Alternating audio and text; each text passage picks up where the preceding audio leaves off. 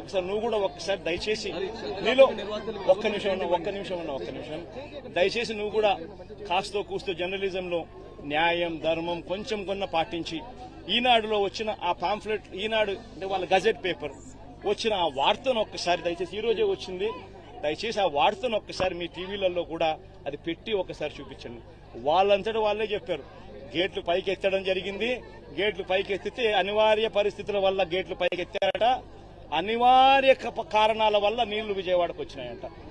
వాళ్ళు రాసిన మాటలే.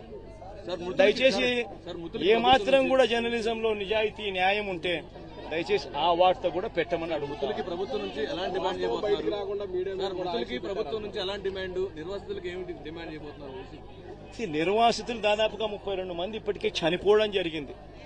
ఇంకా ఎక్కువ మంది చనిపోయిన పరిస్థితులు కూడా కనిపిస్తా ఉన్నాయి. మృతుల కుటుంబాలకు ప్రభుత్వం